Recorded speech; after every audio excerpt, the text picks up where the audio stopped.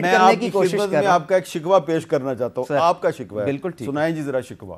اویس لغاری صاحب, میرا تو اپنا ان سے بہت بڑا گلہ آج موجود ہے. انہوں نے میرے شعبے کے اندر بے پناہ امپورٹڈ گیس اپنے پلانٹوں کے لیے منگوائی ہے, اور اب وہ میرے سے وہ گیس نہیں استعمال کرے, جس کا مطلب یہ ہے کہ مجھے مجبوراً سستی جو مقامی گیس ہے اس کو بند کرنا پڑتا ہے اور اس امپورٹڈ گیس کو استعمال کرنا پڑتا ہے, جس کی وجہ سے میرا اپنا جو گردشی قرضہ ہے وہ آسمان کو چھونے لگ پڑا ہے. کچھ نہیں میں بھی 300-400 ارب روپے کا فرق پڑا. یہی وہ ہماری اپنی منصوبہ بندی کے اندر جو کمزوری ہیں. یہ اویس لغاری صاحب نے تو معاہدے نہیں کیے تھے, میں آسان سمجھانے کے لیے ان کا نام لیا اور اپنا نام دیا, یہ تو پاور کے ڈپارٹمنٹ نے کیا نا. تو یہ جو کوارڈینیشن کا فقدان ہے. نہیں میر صاحب, میں سب سے پہلے بتاؤں آپ کو ایک ہنسی کی بات. یہ میں نے ویلاگ کیا نا, حسن رضا صاحب میرے لیے بڑے قابل احترام ہیں. جب آپ کو یاد ہوگا لاہور کا ایک بڑا المشہور الیکشن ہوا تھا ضمنی, جب نوٹوں کی بارشیں ہو رہی تھیں, تو اس وقت انہوں نے بالکل ساری چمک کو ترک کر کے انہوں نے انڈیپینڈنٹ جرنلزم کی, اس لیے میں ان کے شو پہ گیا. گزارش یہ ہے, میرے سے اویس لغاری صاحب نے کہا تم نے میرا نام کیوں لیا؟ میں نے کہا یار میں نے مثال دینے کے لیے کیا, اصل میں تو پاور ڈویژن اور پیٹرولیم ڈویژن, اور اس کا حل کیا ہے. دیکھیں حل میں نے وزیر اعظم صاحب کو پیش کیا کہ آپ کے پاس کیبنٹ کے اندر ایک کیبنٹ کمیٹی آن انرجی ہے. اب پیٹرولیم بھی اور پاور بھی, یہ آر ڈفرنٹ فارمز آف توانائی, انرجی کی ایک شیپس ہے نا جی.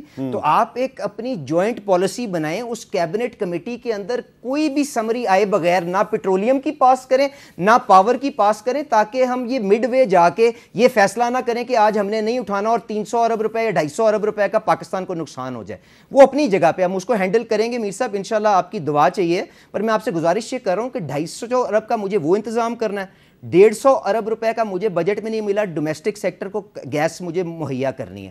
اس کے باوجود اب جو آپ نے سوال کیا, میں نے ڈومیسٹک سیکٹر کا پروٹیکٹڈ اور نان پروٹیکٹڈ وزیر اعظم صاحب کی انسسٹنس کے اوپر, ان کی ہدایت کے اوپر میں نے کوئی ٹیرف چینج نہیں کیا. میں نے فکسڈ چارجز بڑھائے, وہ کتنے بڑھائے میں آپ کو ڈیٹ دے دیتا ہوں, پر اس سے پہلے یہ بھی یاد رکھیے گا کہ گیس کے شعبے کے اندر جو ڈومیسٹک کنزیومر ہے وہ تقریباً 1 کروڑ ہے.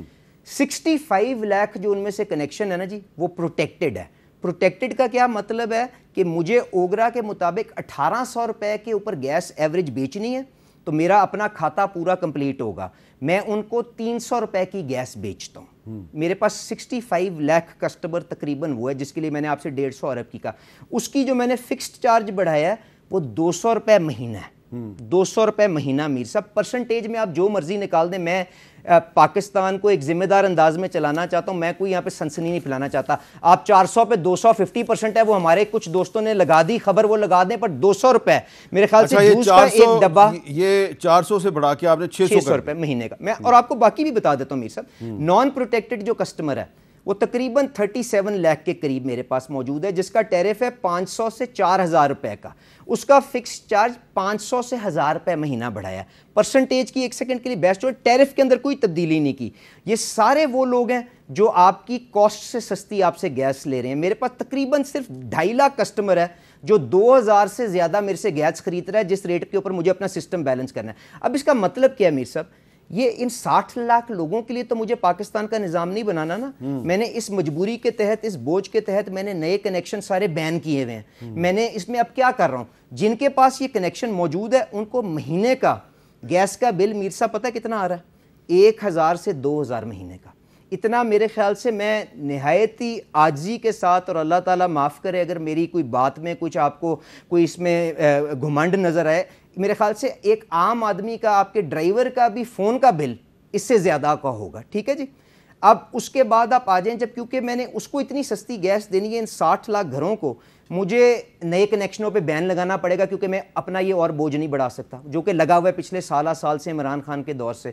لوگ مجبور ہو کے کھانا تو پکائیں گے نا جی, ایل پی جی استعمال کریں گے نا, تو میں مجبور کر رہا ہوں ان لوگوں کو ایل پی جی لینے پہ, جس کا وہ بل کر رہے ہیں مہینے کا 5000 سے 20000 روپے مہینہ, اتنی کنزمپشن کا.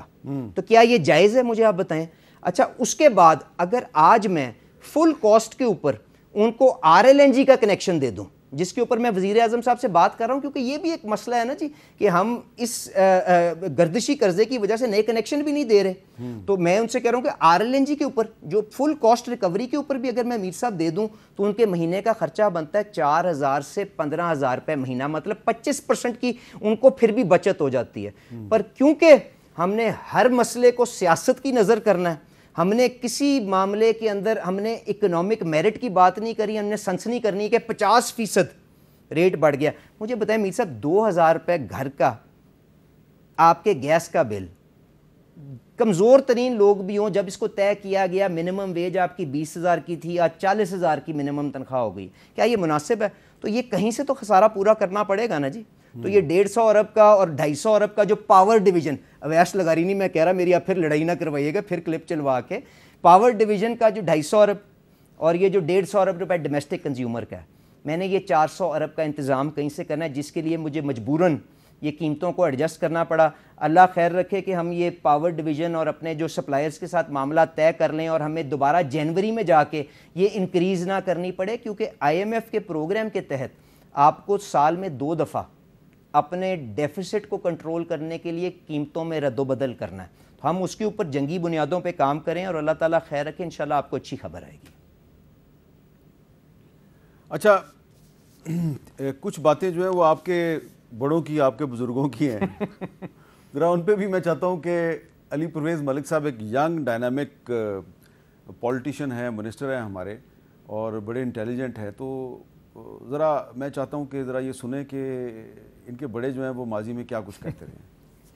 نواز شریف کو اگر سر جھکا کر IMF کی ساری شرائط ماننی پڑتی کہ ہاں جی پیٹرول کی قیمتیں بھی بڑھاؤں گا, ڈیزل کی قیمتیں بھی بڑھاؤں گا, نواز شریف کہتا ہے حکومت چھوڑ دوں گا لیکن اپنے لوگوں پر بوجھ نہیں ڈالوں گا. اچھا, اب مریم نواز شریف صاحبہ جو ہیں وہ بھی آپ سے بڑی ہیں, تو اس لیے میں نے کہا بڑے, اور وہ بھی اپنے ایک بڑے نواز شریف کا ذکر کر رہی ہیں. جب آپ لوگ الیکشن لڑتے ہیں تو نام آپ استعمال کرتے ہیں نواز شریف کا, ووٹ آپ اس کے نام پہ لیتے ہیں, تقریریں بھی اس کے نام پہ ہوتی ہیں کہ اگر نواز شریف کو کوئی کہے گا کہ تم ٹیکس بڑھاؤ اور پٹرول اور ڈیزل مہنگا کرو تو وہ حکومت چھوڑ دے گا لیکن وہ یہ کام نہیں کرے گا. لیکن پھر جب آپ یہ کام کرتے ہیں تو کوئی نیند آرام سے آ جاتی ہے رات کو. دیکھیں میر صاحب, میں نے آپ کے سامنے حقائق پورے رکھ دیے ہیں. یقین مانیں مجھے نیند اس وقت نہ آتی کہ اگر میں پاکستان کو اس ڈگر پہ ڈالتا کہ جس کے اوپر مجھے پتا ہوتا کہ چند مہینے کے بعد وہ دیوالیہ ہو جائے گا, جس لیے میں نے آپ کو عمران خان کی آپ کو مثال دی ہے. میں نے سارے حقائق آپ کے سامنے رکھ دی ہیں, آپ کیلکولیٹر پہ لے کے آپ یہ سارے نمبر ویریفائی کر سکتے ہیں. میں میر صاحب گزارش یہ کروں گا, آج IMF کی پاکستان مجبوری نہیں ہے, آج پاکستان کی مجبوری IMF ہے, اور اس کے پیچھے بنیادی وجہ یہ ہے کہ 70 سال کے اندر ہم نے اتنی غیر ذمہ دارانہ انداز کے اندر اپنی معیشت چلائی ہے کہ لوگ ہمارے پہ اعتماد کرنے کو تیار نہیں ہیں, بلکہ لوگ کیا IMF بھی ہمارے پہ اعتماد کرنے کو تیار نہیں ہے. تو آج اگر جو اگلے 5 سال کے اوپر آپ کو گراس ایکسٹرنل فائنینسنگ ریکوائرمنٹ 100 ارب ڈالر کی چاہیے, میں روپے کا خسارہ تو نوٹ چھاپ کے کر سکتا ہوں, مہنگائی کر کے غریب آدمی کی کمر توڑ سکتا ہوں, میں ڈالر کہاں سے لے کے آؤں گا مجھے آپ یہ بتائیں. اور اگر ڈالر مجھے ارینج کرنے ہیں اور دنیا مجھے نہیں دیتی, ہم نے اپنے دوستوں کے پاس جا کے بھی, ہم نے ہر جگہ سے مانگ کے دیکھ دیے, اکٹھے نہیں ہوئے تھے نا, بالکل اتنے قریب آ گئے تھے آپ دیوالیہ پن کے, جب شہباز شریف صاحب نے وہ آپ کا SBA جا کے پچھلی حکومت کے اندر ریکور کرایا, ورنہ وہ وقت تھا جب 8-8 ہزار کنٹینر آپ کے سمندروں پہ پڑے ہوئے تھے, آپ کے پاس ڈالر نہیں تھے, چند ہفتوں کے ذخائر آپ کے پاس رہ گئے ہوئے تھے. تو اس کی جو قیمت ہوگی نا, اس کی جو قیمت ہوگی, فیکٹریوں کی چمنیوں میں سے دھواں نکلنا بند ہو جائے گا, آپ کی دکانوں کے اوپر مال ملنا بند ہو جائے گا, آپ کا تیل جو آپ باہر سے آتے ہیں وہ ملنا بند ہو جائے گا. یہ سری لنکا میں سب کچھ ہو چکا ہے. سری لنکا کے اندر اموات ہوئی ہیں میر صاحب, پیٹرول پمپ کی لائنوں کے اندر لوگوں کو انتظار کرتے ہوئے, ہسپتالوں کو آپریشن ڈیلے کرتے ہوئے, دوائیاں مہیا نہیں تھیں.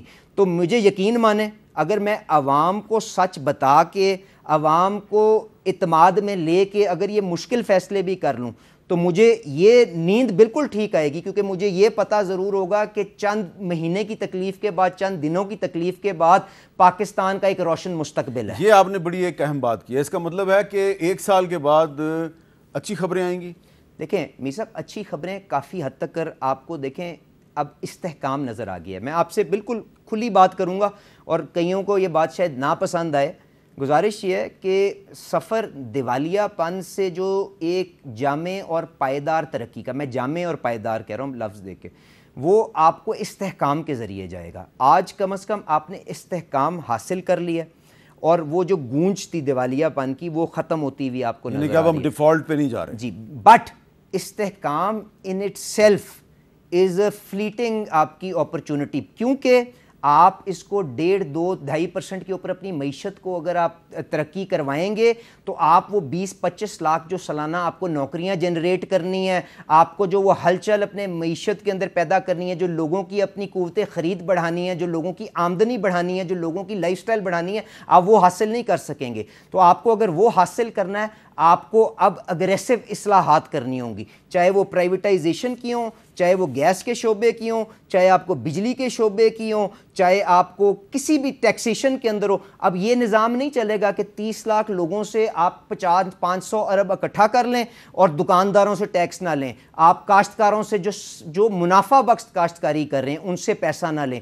اب آپ کو اگر اس نظام کو چلانا ہے اور لوگوں کو امید دینی ہے اور لوگوں کو یہ حوصلہ دینا ہے, اپنی باتوں سے نہیں, انہوں نے 70-80 سال میں بہت سی باتیں سن لیں, اب وہ آپ کے فیصلوں سے اور جو رستہ آپ اختیار کریں سے اگر اس کو دیکھتے ہوئے وہ اعتماد حاصل کریں گے تو پاکستان کا یقین مانے ایک بہتر مستقبل اس کے سامنے کھڑا ہوا ہے. اور اگر ہماری اگلی نسل, جو میری نسل بھی ہے, اگر وہ بے امید ہو گئی, اگر وہ اس کو یہ بالکل حوصلہ توڑ گئی, تو وہی ہوگا جو ہم پچھلے 2 سالوں میں دیکھ رہے ہیں. 10-10 لاکھ بندہ اپنے پیروں سے فیصلہ کرتے ہوئے آپ کے دوسرے ملکوں میں وہاں پہ برگر کنگ کے اندر جا کے نوکری کرتا ہوا نظر آئے گا, میک ڈونلڈز میں کرتا ہوا نظر آئے گا, اور پاکستان سے بھاگنے کی کرے گا. کیا وجہ ہے کہ لوگ ہماری کشتیوں میں اپنی جان کی پرواہ نہ کر کے یورپ کو کراس کرنے کی کوشش کرتے ہیں, کیونکہ امید ختم ہو گئی ہے. تو آج استحکام سے میری امید ہے اور میری خواہش یہ ہے, اور شہباز شریف صاحب کی جو کمٹمنٹ میں نے دیکھی ہے کہ اس دفعہ ان کو یہ معلوم ہے کہ اگر آپ نے وہی کیا جو 70 سال میں اس ملک میں ہوتا رہا تو شاید یہ نظام آپ کو کبھی معاف نہ کرے. تو اس لیے یہ مشکل فیصلے کر رہے ہیں. اللہ تعالیٰ خیر رکھے.